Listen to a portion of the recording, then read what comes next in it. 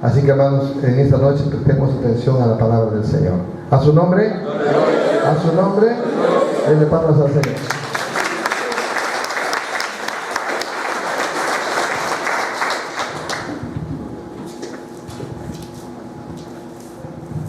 Bendiciones, mis hermanos.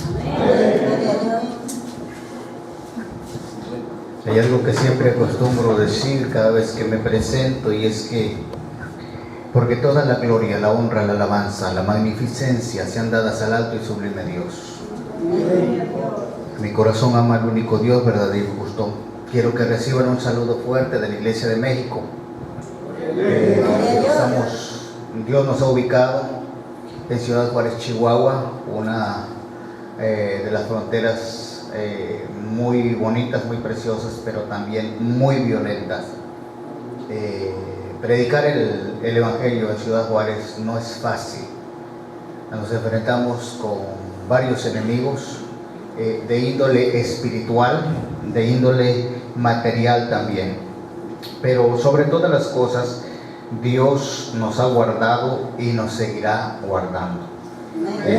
Sin embargo, hay una iglesia que se ha levantado en oración, se ha levantado en clamor. Y hemos estado orando por el Perú. Hemos estado orando, tenemos un ritmo de oración un poquito fuerte. Hemos pasado noches enteras en oración, en clamor, la familia, la iglesia, porque la situación es muy difícil, muy difícil. Y a veces las pruebas, las presiones que vienen a nuestra vida contribuyen para que nosotros busquemos y clamemos en verdad a nuestro Dios. Cuando todo está en tranquilidad, cuando todo parece que está en bonanza, no le prestamos atención a la tranquilidad que tenemos, no la valoramos y nos volvemos malagradecidos. Pero cuando nosotros estamos ya en situaciones difíciles, entonces nos acordamos que hay un Dios. Entonces, antes de un gran avivamiento viene un sacudimiento para la iglesia en primer lugar. La iglesia tiene que ser sacudida antes de ese avivamiento glorioso. ¿Por qué? Para que pueda valorar el avivamiento que viene de parte de Dios. Si no hay eso, no hay valoración. Ese es el orden. Y hermanos, ¿cómo Dios sacude su obra? Dios sacude su obra con su palabra, con su espíritu. Esto es importante. Si usted analiza el libro de los Hechos, se va a percatar de toda esta situación. Utilizó su palabra, pero dice que vino un viento recio soplando sobre ellos.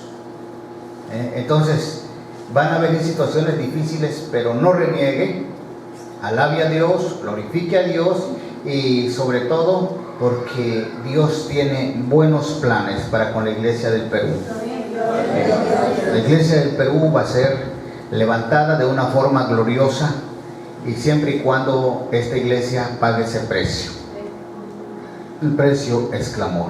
Muy bien, mis hermanos, póngase de pie. Quisiera que hiciéramos una oración antes de iniciar, y mucho agradezco la invitación en primera instancia de nuestro hermano pastor Carlos Vargas y posteriormente de nuestro pastor encargado de esta obra. Gracias, hermanos, por esa oportunidad y esa bendición, ¿verdad? Gracias, hermanos, hermanas, porque han acudido ya a este lugar, y les aseguro que vamos a salir de este lugar de una manera muy diferente que como entramos. Esto es un tiempo muy glorioso en el que Dios nos está ministrando. Oremos a nuestro Dios. Padre, en el nombre de tu amado Hijo Jesucristo, bajo la alianza y el poder de su Santo Espíritu, llegamos ante su presencia, pidiendo, Dios, que escuches nuestra oración. Nos limpiamos de toda contaminación por medio de tu palabra.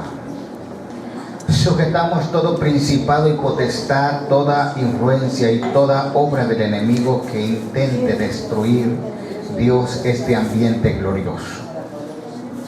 Gracias por el siervo que has establecido en este lugar. Gracias por cada uno de los hermanos quienes se han esforzado, Dios, para estar delante de ti. Gracias por cada integrante del liderazgo, por cada integrante del cuerpo de Cristo. Pero ahora en esta noche queremos estudiar tu palabra y queremos pedirte, Padre, que la guianza de tu Santo Espíritu esté no solamente conmigo, sino también con cada uno de tus hijos, para que puedan entender y comprender y valorar, Padre de la gloria. En el nombre de Cristo Jesús, en ese poder glorioso, en ese poder maravilloso, mi Dios, te pido que des sabiduría a tu siervo, que es inteligencia y prudencia, para que podamos, Señor, en el nombre de Jesús, transmitir este mensaje sin ningún acto, Padre Celestial, que pudiera perturbar la santidad, la autoridad y la justicia divina. Todo aquello que no glorifica el nombre de nuestro Dios sea sujetado, echado fuera en esta hora, por el poder de la palabra. Gracias, Señor. Amén. Así como estamos en nuestros pies, quiero invitarlos a abrir nuestras Biblias en el Evangelio según San Lucas, en el capítulo 10, versículos 25 al 37. Lucas capítulo 10, versículos 25 al 37. Dice la palabra del Señor: y he aquí un intérprete de la ley se levantó y dijo para probarle: Maestro, ¿haciendo qué cosa heredaré la vida eterna? Él le dijo: ¿qué está escrito en la ley? ¿Cómo lees? Aquel respondiendo dijo: amarás al Señor tu Dios con todo tu corazón y con toda tu alma y con todas tus fuerzas y con toda tu mente, y a tu prójimo como a ti mismo. Y le dijo: bien has respondido, haz esto y vivirás. Pero él, queriéndose justificarse a sí mismo, dijo a Jesús: ¿y quién es mi prójimo? Respondiendo Jesús dijo: un hombre descendía de Jerusalén a Jericó y cayó en manos de ladrones, los cuales le despojaron e hiriéndole se fueron, dejándole medio muerto. Aconteció que descendió un sacerdote por aquel camino y viéndole pasó de largo. Asimismo un levita, llegando cerca de aquel lugar y viéndole, pasó de largo. Pero un samaritano que iba de camino vino cerca de él y viéndole fue movido a misericordia. Y acercándose vendó sus heridas, echándoles aceite, y vino y poniéndole en su cabalgadura le llevó al mesón y cuidó de él. Otro día al partir sacó 2 denarios y los dio al mesonero y le dijo: cuídamele, y todo lo que gastes de más yo te lo pagaré cuando regrese.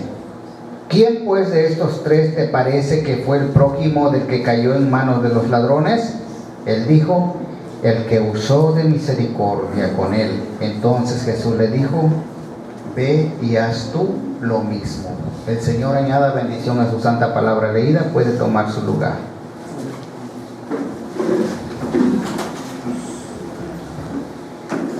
Al estudiar nosotros el Nuevo Testamento, nos podemos percatar que hay una gran extensión de la enseñanza que Jesús dejó plasmada en su palabra. Pero también encontramos que las enseñanzas provienen de un maestro por excelencia. Es decir, Jesucristo fue un maestro no solamente divino, sino excelente. Él usó o se caracterizó por usar un método didáctico que se llama la parábola. ¿Qué es la parábola?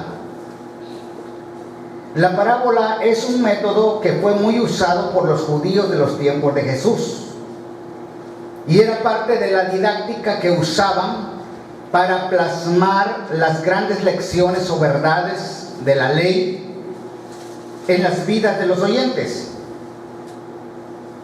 Y Jesús usó este método con un propósito, porque el profeta Isaías de antemano dijo: en parábolas abriré mi boca,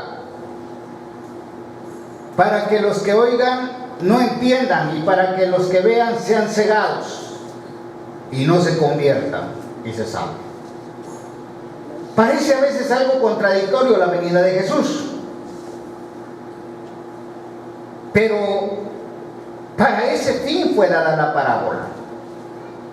Ahora bien, la parábola es una comparación terrenal que encierra una verdad espiritual. Cuando alguien te pregunte qué es una parábola, usted dígale, es una comparación terrenal que encierra una verdad celestial o espiritual. Bien. Se cree que cada rabino, que cada escriba que estudiaba 30 años para estar en ese lugar y ser un digno maestro de Israel, no era fácil. Pero no obstante eso, un buen rabino, si él ponía a componer parábolas, en toda su vida, tan solamente si lograba componer, eran 4 parábolas, de las cuales esas 4 parábolas en toda su vida no le llegaban ni a los talones a las parábolas que compuso Jesucristo. Cuando usted analiza el Nuevo Testamento, va a poder percatarse de que hay una existencia de 54 parábolas que Jesús compuso en un lapso de tiempo de 3 años. Él compuso una parábola para cada asunto importante del reino. Por ejemplo, hay una parábola que nos habla del Padre amoroso, para hablar de lo mucho que Dios nos ama y que espera que el hombre regrese a Él. Compuso una parábola acerca de la oración, que es la de Lucas capítulo 18 versículos 1 al 8. Le refirió una parábola sobre la necesidad de orar siempre y no desmayar. Compuso una parábola acerca de la iglesia, ¿sí? Que el mercader que encuentra una perla preciosa, y así sucesivamente. Para cada asunto importante del reino, Jesucristo dedicaba una parábola. La parábola que hemos acabado de leer tiene la finalidad de enseñarnos enfáticamente lo que es la misericordia y la restauración. Y vamos a trabajar bajo ese punto de la misericordia y la restauración. Y vamos a ver a lo menos 4 particularidades de esta parábola. La primera, la causa que dio origen a la parábola, del versículo 25 al versículo 29, se basa en 2 preguntas de un intérprete de la ley. Esta es la causa, de la ocasión, ¿por qué se da la parábola? Siempre que usted va a leer una parábola, tiene que distinguir cuál es la ocasión, por qué se dijo, qué es lo que ocasionó esa parábola. Y esa parábola fue ocasionada porque un intérprete de la ley se acercó a Jesús haciéndole 2 preguntas. Primero, ¿qué cosa tengo que hacer para obtener la vida eterna? Y ya que Jesús le dice lo que él tiene que hacer para obtener la vida eterna, entonces pasa al segundo terreno. Jesús le dicta un mandamiento que le dice: amarás al Señor tu Dios con toda tu mente, con toda tu alma, con todas tus fuerzas. Este es el primer y grande mandamiento. El segundo es semejante a este: amarás a tu prójimo como a ti mismo. Entonces él hace la segunda pregunta: ¿y quién es mi prójimo? El término da una connotación de decir quién es mi próximo, el que está más cerca. Esa es la ocasión. Y Jesús, para dar una respuesta satisfactoria al hambre y a la necesidad que había en el corazón en determinado momento del intérprete, pero que así una vez intencionalmente lo ocultaba,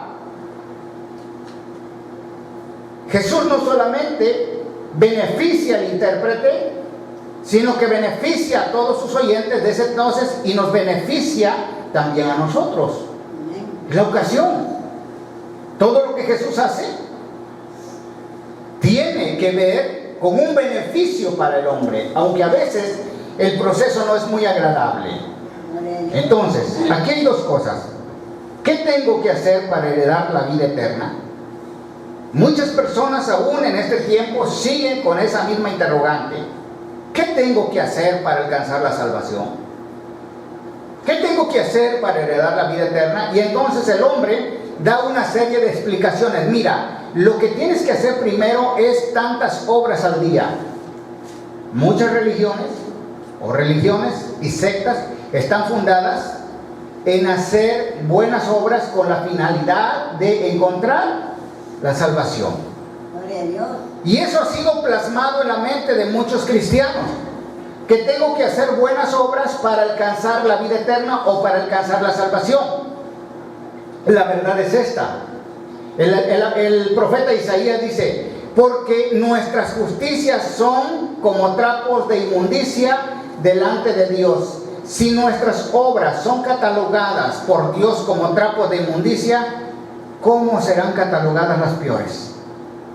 Está demostrado que por las obras de la ley ninguna carne será justificada.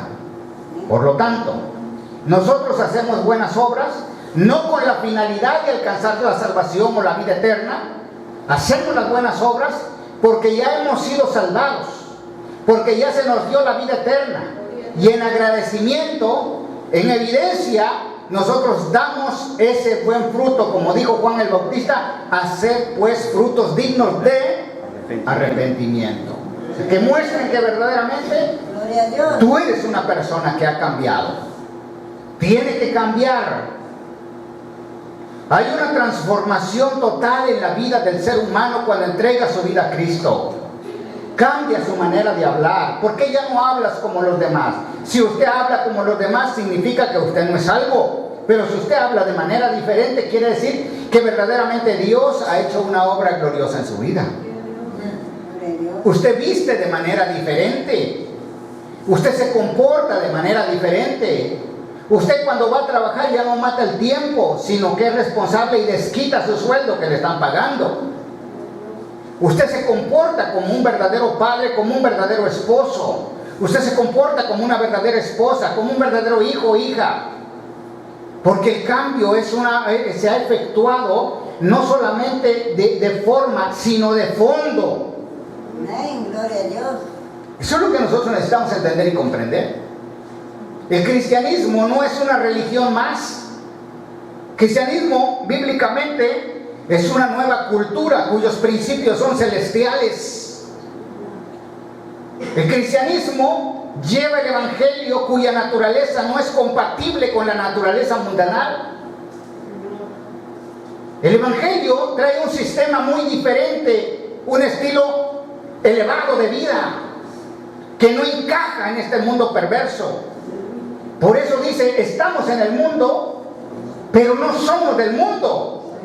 Porque si fuéramos del mundo, el mundo nos aceptaría. Ahora, ¿quién es mi prójimo? Es algo que la iglesia a veces no ha entendido. Yo no he conocido otro ejército en el mundo que mata a sus propios soldados como lo hace la iglesia. Si alguien cayó en el evangelio, en vez de levantarlo, de restaurarlo, lo que vamos es ponerle el pie en el cuello: muérete. Porque difamaste el evangelio, porque hiciste esto, porque hiciste el otro. ¿Y sabe qué? La actitud de la iglesia, de acuerdo a Gálatas capítulo 6, dice: mas vosotros que sois espirituales, si viereis sorprendido a tu hermano una falta, restauradle con espíritu de ¿qué? Considerándote a ti mismo, no sea que tú también seas tentado. ¿Quién les dijo a ustedes, quién me dijo a mí que tendríamos el ministerio de la condenación? Jesús preguntó a la mujer pecadora: ¿dónde están los que te condenaban? ¿Qué dijo? Se han ido, Señor. ¿Ninguno te condenó? No, Señor. Ni yo te condeno. Vete y no peques más.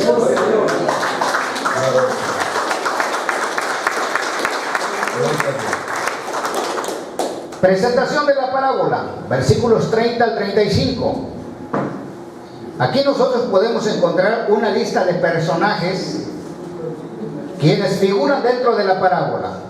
Primero, aquí nosotros encontramos a un judío que salió de Jerusalén con destino ¿a dónde? No pierda ese detalle porque vamos a trabajar en él. Es un judío que sale de Jerusalén con destino a Jericó. Ese es el primer personaje.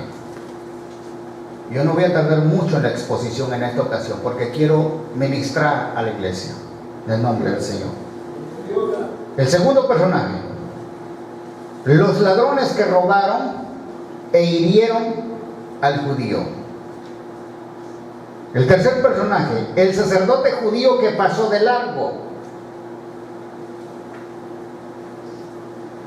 ¿Sabes cuál es la realidad cuando los que han tenido la oportunidad de estar en Estados Unidos? Está el hermano Helio, no me va a dejar mentir. Que aquí podríamos ser muy amigos, pero cuando ya cruzas el charco y estás del otro lado comiendo hamburguesas, se olvida de que somos amigos. Oye, ¿me podrías dar por allí un lugarcito entre tanto que consigo, verdad? Un cuartito por ahí. Yo cuánto quisiera, pero fíjate que estamos apretados. Oye, ¿me podrías ayudar? Yo quisiera también, pero no podemos, discúlpame, en otra ocasión. Lo mismo le pasó a este judío, no auxilió a su compañero judío. ¿Qué hizo? Pasó de largo. El otro personaje, el levita que pasó de largo. No todos los levitas eran sacerdotes, pero todos los sacerdotes eran levitas. 5. El samaritano que fue movido a misericordia. ¿Sabes cómo le decían a los samaritanos en los tiempos de Jesús? No decimos, le dijeron a Jesús que tienes demonio y que eres samaritano. ¿Se acuerdan? Dice que a un samaritano le llamaban endemoniado. Un samaritano tenía el título más despectivo. No lo aceptaban por su misticismo. Y esto es algo que yo quiero recalcar en esta noche. Muchas veces existen los principios raciales dentro de la iglesia. Y a veces hay una rivalidad de entre nosotros como iglesia. No te juntes con aquella hermana. No te juntes con aquel hermano. Como que si tuviera lepra. Un hombre entra a la iglesia y toda la iglesia sale y nadie lo saluda, nadie le da la mano, nadie le da la bienvenida. Pero el hombre Dios lo ha llamado y sigue viniendo a pesar de los desprecios que le han hecho. Y un día dice que para causarle impresión, porque es una iglesia legalista, agarra y entra con un sombrero charro de esos mexicanos, se lo pone acá y se sienta enfrente. De inmediato llegó el diácono, le dijo: Señor, ¿se puede quitar por favor el sombrero? Le dijo: no, que no me ibas a hablar. O sea que si no me pongo el sombrero no me hablas. Tremendo, ¿verdad? Entonces, la iglesia, si quiere disfrutar de las bendiciones de Dios, tiene que considerar a todos sus prójimos. Porque a veces los samaritanos, como en este caso, hicieron mejor labor que los mismos judíos. Ahora, en el nombre del Señor, usted entienda esto, hermano. Dios nos ha llamado aquí para cambiar. Dios nos ha llamado aquí para hacer la luz del mundo y sal de la tierra. Y si la luz no es luz, entonces ¿qué es? Si la sal no sala, entonces ¿para qué sirve? En otras palabras, entonces ¿para qué está la iglesia? Si no está cumpliendo con los dos propósitos que Dios le dijo que debería de cumplir. A veces dedicamos más tiempo a otras cosas que a vivir el verdadero evangelio. ¿Y saben qué? Yo he llegado a la conclusión que es necesario predicar el Evangelio a la iglesia antes que predicarle allá afuera. La iglesia necesita arrepentirse. ¿Sabían eso? ¿Qué le dijo Jesús a la iglesia de Éfeso? Tengo algo contra ti que has dejado. ¿Qué? Tu primer amor. Porque la iglesia ya no ama a Dios como lo amaba al principio. La iglesia ya no pasa tiempo con Dios. La iglesia se va alejando cada vez más y más y más y más de Dios. La tecnología, los múltiples programas existenciales, sistemas que vienen, están absorbiendo a la iglesia. La iglesia se está volviendo apóstata cada vez más y se va alejando, se va divorciando de la verdad. ¿Y sabes qué? Es un alto grado de preocupación porque estamos en la recta final, porque Cristo ya viene. Él puede aparecer en cualquier momento. Y si nosotros no estamos en óptimas condiciones, aunque creamos, gritemos, Cristo vive y yo me voy con Él, Él te puede decir, este pueblo de labios me honra, pero su corazón lejos está de mí.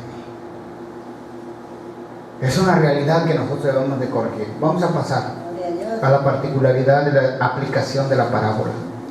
36 al 37 dice: controversia de la parábola.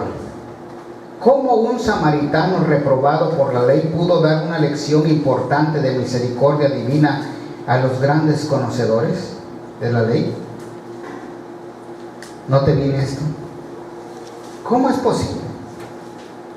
La palabra se cumple. La palabra dice que hay justos que hacen obras de ¿qué?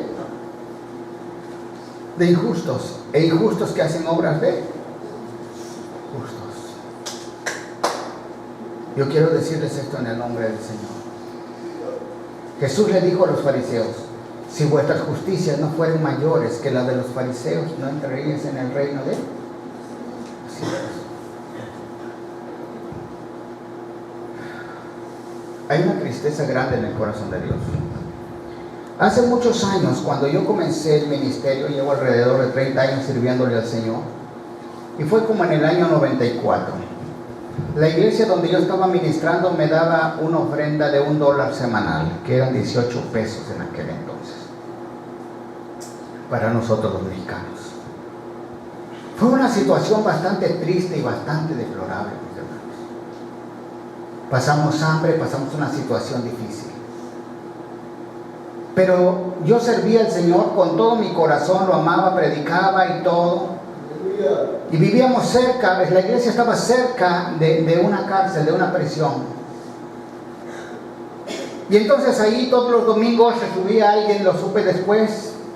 Y un día el tesorero de la iglesia me dice: pastor, hay alguien, el capitán de la policía preventiva quiere hablar con usted.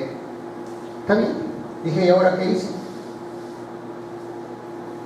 Me dijo: todos los domingos yo subo a la torreta a escuchar su predicación. Me gusta cómo predica, me gusta cómo enseña. Sabe que mi esposa es cristiana, pero yo no he querido obedecer al evangelio porque aún no ha llegado mi tiempo, pero ya llegará y yo voy a hacer esta situación. ¿Está bien? Pero mientras tanto dijo: yo he leído la Biblia y la Biblia a mí me enseña que yo tengo que pagar mis diezmos, por lo tanto aquí están mis diezmos para usted. Gloria a Dios. Durante 2 años ese hombre me estuvo diezmando, siendo él un inconverso, y la iglesia que debería de hacer no lo hacía. ¿Qué les parece? Situación triste, ¿no? Ahora bien, ¿cómo este samaritano pudo hacer, qué dice? Una obra, ¿verdad? Controversia de la parábola. ¿Cómo un samaritano reprobado por la ley pudo dar una lección importante de la misericordia divina a los grandes conocedores de la ley? ¿Cómo es posible eso? Porque muchas veces los de afuera entienden mejor que los de adentro. ¿Entendemos eso? La segunda parte de esto es lo siguiente. Ve. La parábola muestra un proceso de trabajo de la misericordia. Aquí nos enseña algo de la misericordia de Dios. ¿Cuál es el proceso? Primero, la misericordia requiere de invertir tiempo. ¿Cuánto tiempo pudo invertir este samaritano? Él iba de camino.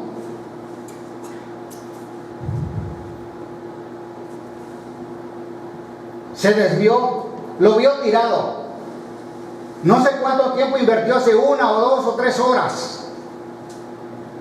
¿Me doy a entender? Pero se bajó de su cabalgadura y aún así le dedicó tiempo. ¿Cuánto tiempo nos tomamos muchas veces para ayudarle a alguien? Es que voy muy deprisa, es que ya se me hizo tarde, es que... ¿Y qué sabes si Dios te está probando y que es un ángel que nada más está ahí, que no es un simple ser humano? Debemos estar al tanto. 2. La misericordia requiere de invertir talento. ¿Qué talento es el que Dios te ha dado? Por Dios.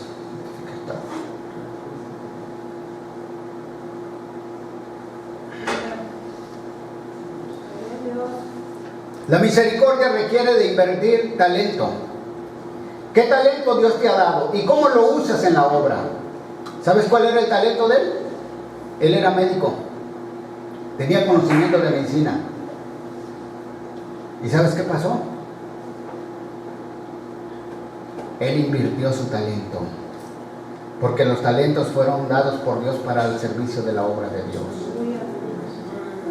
Tercero, la misericordia requiere invertir economía. Él tomó de su dinero. ¿Sí? Él tomó de su dinero para invertirlo con el necesitado. A veces nosotros no queremos desacompletar por ahí lo de nuestro trabajo. Son cosas que nosotros debemos de corregir. Por eso la parábola también nos beneficia a nosotros.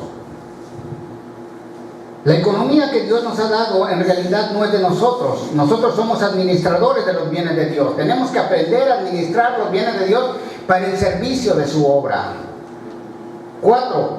La misericordia requiere de un servicio con excelencia. ¿Estamos ahí?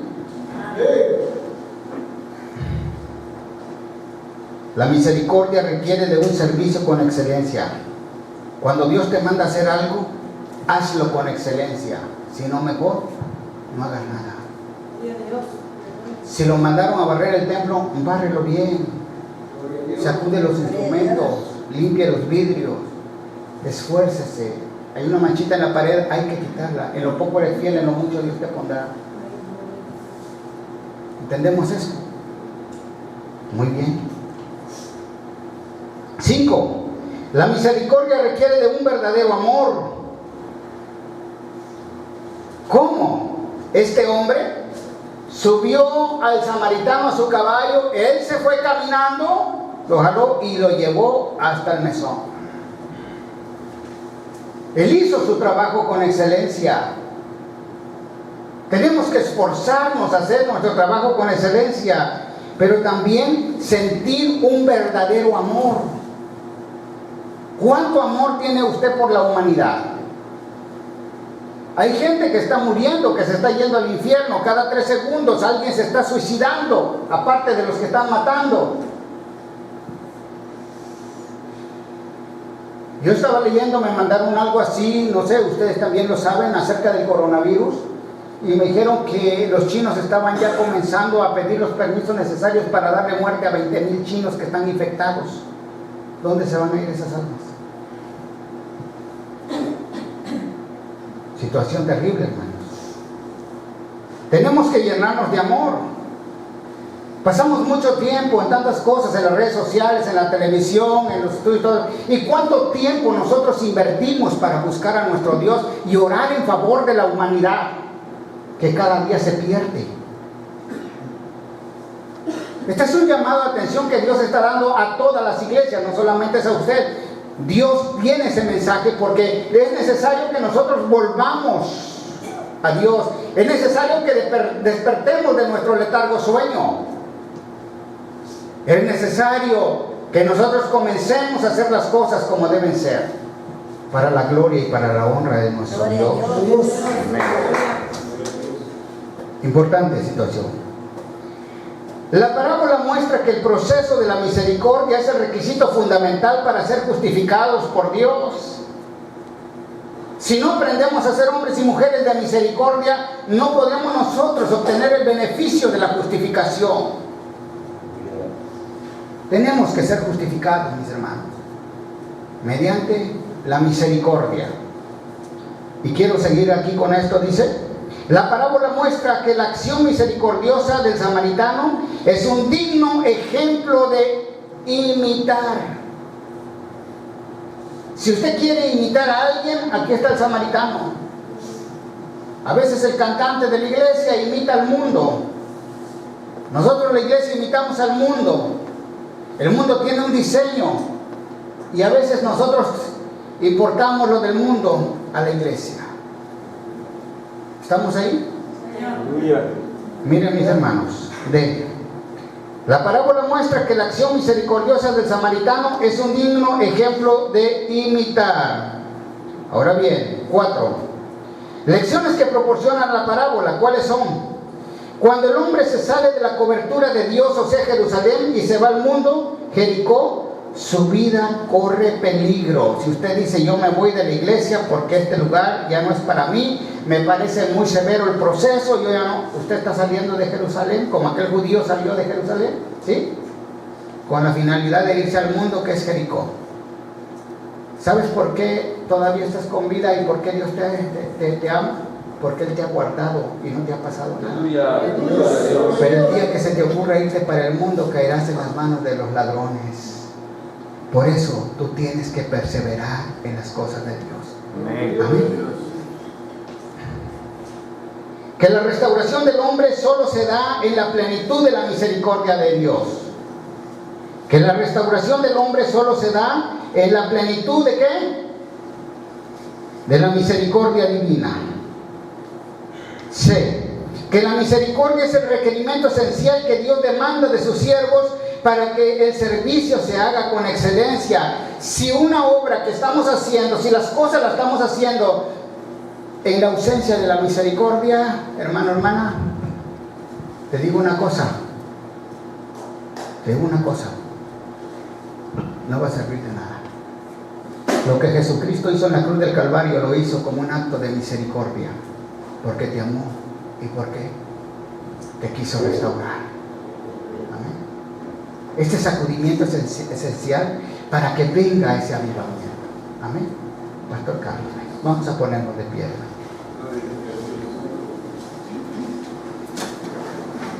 Pastor Carlos, vamos a ponernos de pie, vamos a cerrar nuestros ojos.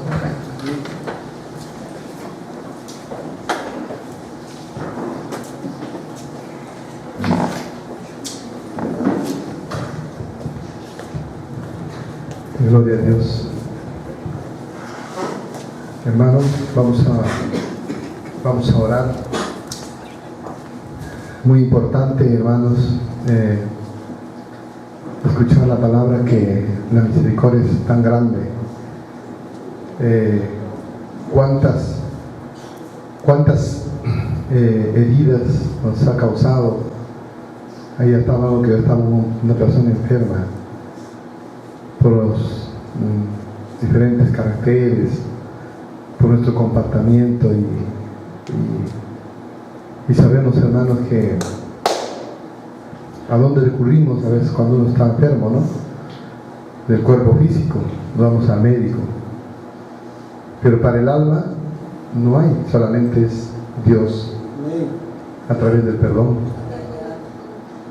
Yo creo que aquel samaritano se bajó, curó sus heridas, lo vendó y lo llevó al mesón, o sea, al hospital. Y Dios quiere llevarnos hoy a su presencia para buscar el arreglo, primeramente nosotros, de repente, muy personal con Dios. De repente en algún momento hemos decidido hacernos daño, abandonar la iglesia, abandonar el hogar, hacer muchas cosas en nuestras vidas incorrectas. A veces ya no hemos querido servirle a Dios. A eso nos dice muchos problemas. Pero justamente ahí viene el samaritano, ahí viene Dios, ahí viene el Espíritu Santo. ¿Para qué? Para curar nuestras heridas. Porque al final siempre vamos cada cierto tiempo. Estamos pasando una enfermedad, estamos tranquilos, un mes, medio año, un año, se nos viene otro problema. Y así es, o sea, nuestra tendencia humana, tenemos esa tendencia, de cualquier momento tenemos ataques. Y le damos gracias a Dios que tenemos rápidamente un hospital cuando uno estaba enfermo, una farmacia para concurrir. Y hoy nosotros tenemos la farmacia del Señor.